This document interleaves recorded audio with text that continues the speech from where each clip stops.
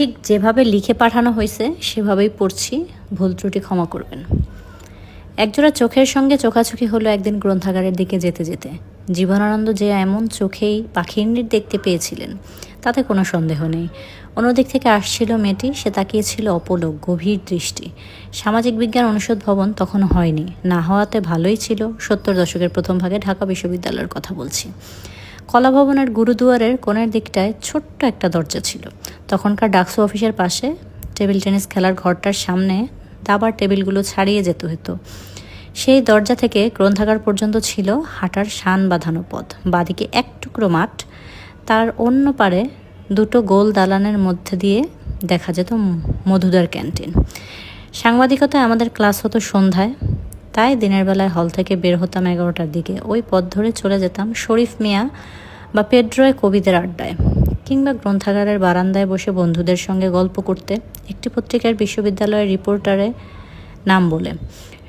সকালের দিকে টিএসসিতে অনুষ্ঠান থাকলে তার খবর সংগ্রহ করতেও যাইতাম।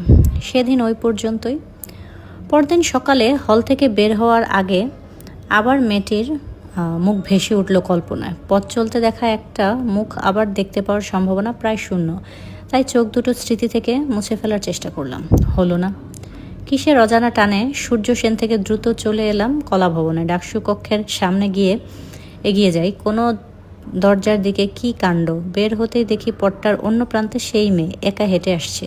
নীল সাদা শাড়িতে চমৎকার লাগছে। মাঝে মাঝে দু একটা ছেলে মেয়ে আমাদের মধ্যে চিকের মতো আড়াল বানানোয় দেখাটা আরও আকর্ষণীয় হয়ে উঠেছে। খুব ভালো করে দেখলাম, বেশ লম্বা, এক হাড়া গড়ন। কাছাকাছি এলে সে আমার বাঁ দিক দিয়ে চলে যাচ্ছিল।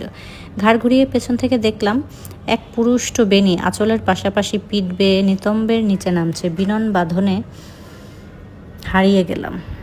তার পরদিন আর কোনো দেখা নেই। এভাবে কয়েক দিন গেল। তারে না দেখিতে পাই, থাকি পরের দিনের আশায়। প্রতিদিন একই পথে একই সময়ে বের হওয়া আমার নৈমিত্তিক দায়িত্ব হয়ে দাঁড়িয়েছে। আবার একদিন দেখা, ওর চোখে প্রশ্ন, এ কদিন কোথায় ছিলে? আমার চোখে জবাব, কখন আসবে বলনি তো। চোখে চোখে আমাদের কথা হতো। কেন হতে পারে না বুঝি?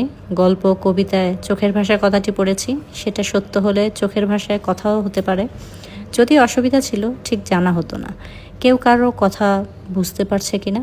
এভাবেই দিন আসে দিন যায়, আমাদের না বলা কথা এগিয়ে চলে। এর মধ্যে খবর নিতে শুরু করছি ও একটা প্রভাবশালী ছাত্র সংগঠনে সক্রিয়। আমার জন্য আশাহীন পথে এক ধাপ। এক দুর্দান্ত বিভাগের ছাত্রী, গগনে ব্যর্থতার কালো মেঘ জমে বুঝি। সেই